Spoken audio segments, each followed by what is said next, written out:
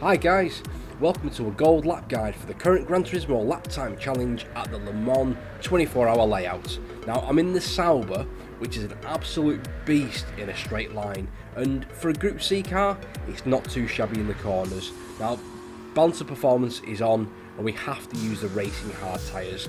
Now it's not a perfect lap, and it's still early days, about 11 days left in this challenge, but I've got a time in the top 150 at the moment, which should hopefully be good enough for gold and those lovely 2 million credits.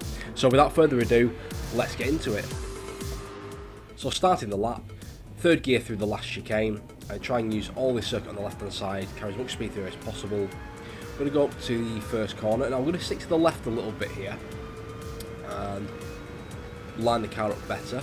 And the first braking point is just before this total sign on the right hand side, somewhere about 10-20 metres before the total sign.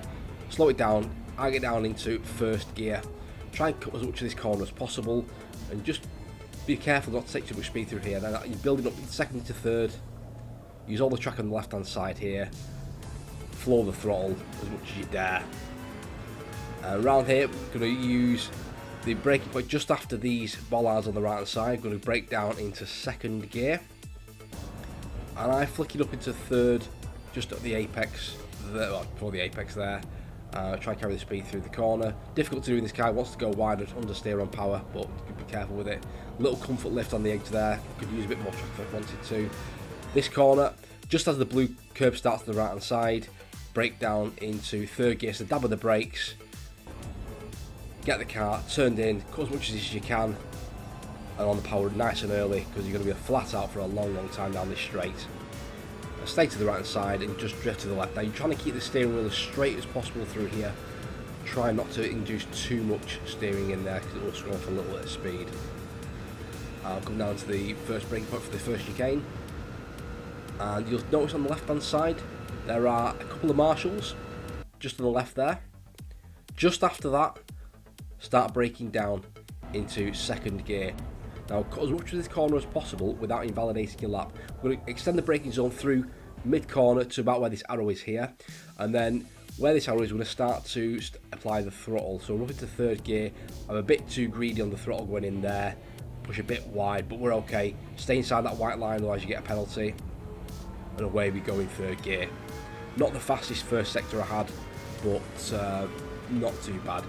Just want to say, guys, thank you very much for all the support. We're approaching 200 subscribers. If you do find any value out of this at all, please do hit the like button and consider subscribing for more content like this. Thank you very much. So on to the next corner, just before the 100 sign on the right hand side, maybe about 125, 130 metres. We're going to start to brake down into second gear for the first bit, and I like to cut the corner there and down into first. Again, carry the braking through to mid corner for this second bit, and then up into third gear, cut the corner again, back on the power nice and early. Use all the curb on the outside just there. Shouldn't destabilise the car. Nice straight run, and away we go. So again, it's another long straight. This is where this car excels really. I tried this in the Porsche originally, and it was fantastic in the corners, but it lost out so much time on the straights. So this is the car to be in, I think. Next braking zone, just as this curb starts on the right hand side, just start to ease the brake on. Now you are turning a little bit as you do this, so you're going to be a bit careful. You're trying to use all the circuit on the left hand side. And that's first gear, flick into second. I'm going to try and use second gear to power out this corner, because sometimes third was a bit boggy.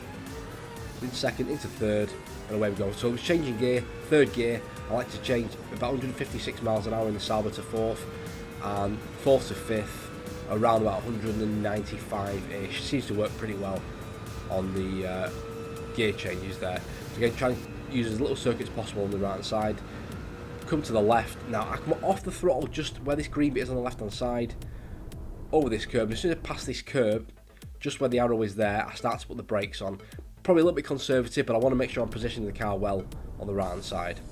I'm going down into second gear and try to take as much of this curb as I can. Don't do it perfectly, miss a bit of the apex there. Up into third, back on the power. Try to carry some speed through there. Next braking point is just before this Gantt sign on the right hand side. Really tricky corner, this one. Struggle with this. It's slightly off camber this as well. So down into first gear. Don't rush it. Get it in. Second gear. I might have to use third gear with this, and it didn't bog down this time. I got lucky.